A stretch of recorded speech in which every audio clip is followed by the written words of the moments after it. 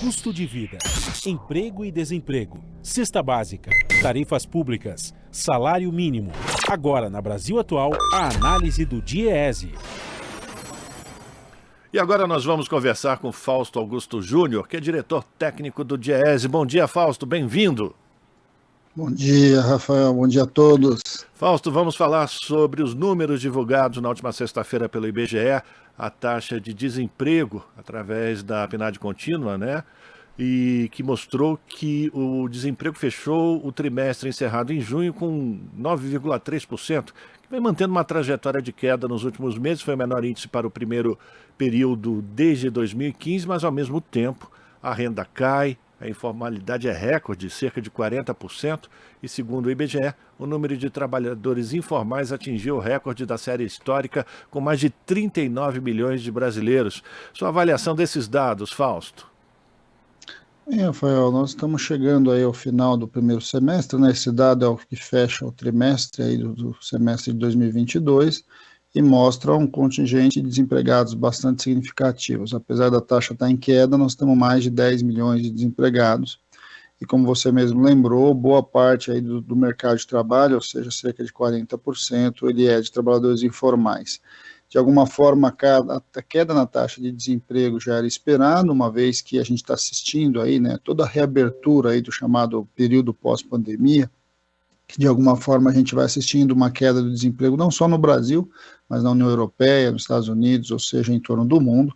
Mas o que a gente vê aqui no Brasil como fenômeno é exatamente o que você lembrou. Você tem um movimento claro aí de ampliação da informalização, ou seja, os empregos gerados em grande medida são empregos de baixa qualidade, baixa renda.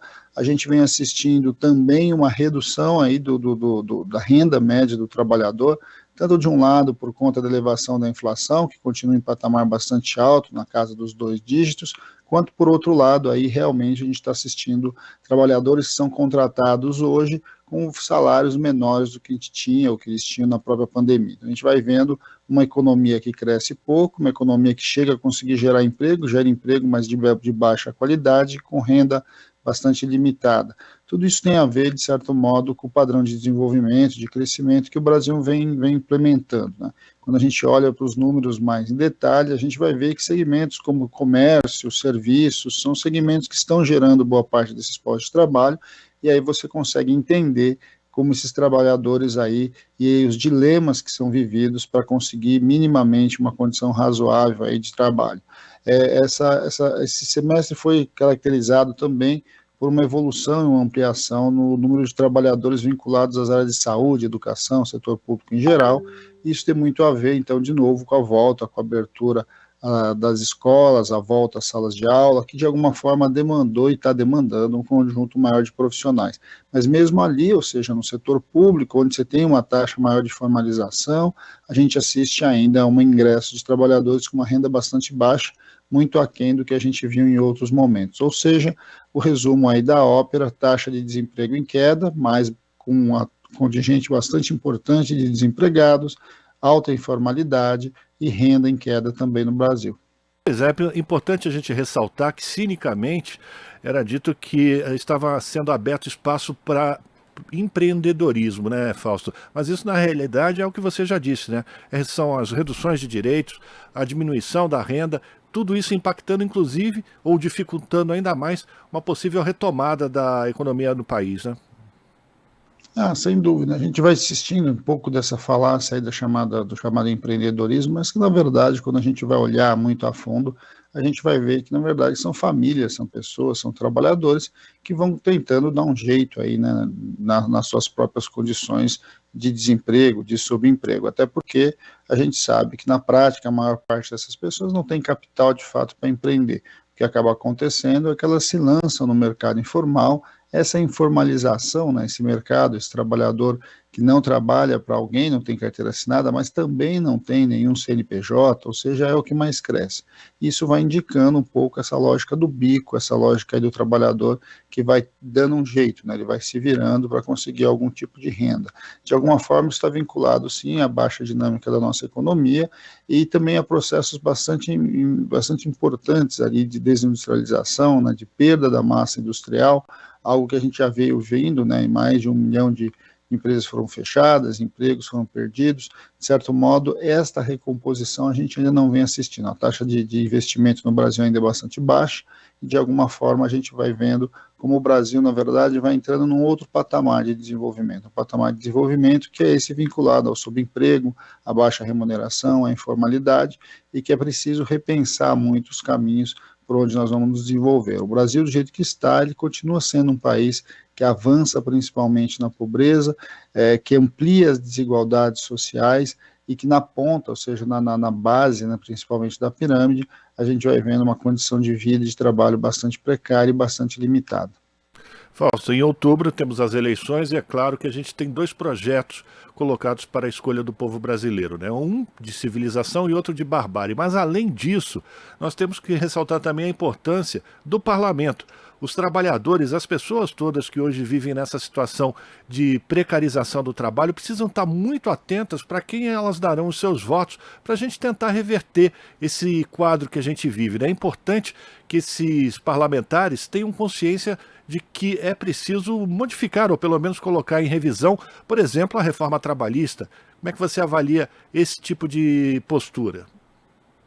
Bem, a reforma trabalhista dizia que ia gerar emprego e ia reduzir a informalidade, né? Na verdade, o que a gente viu foi bastante o contrário disso.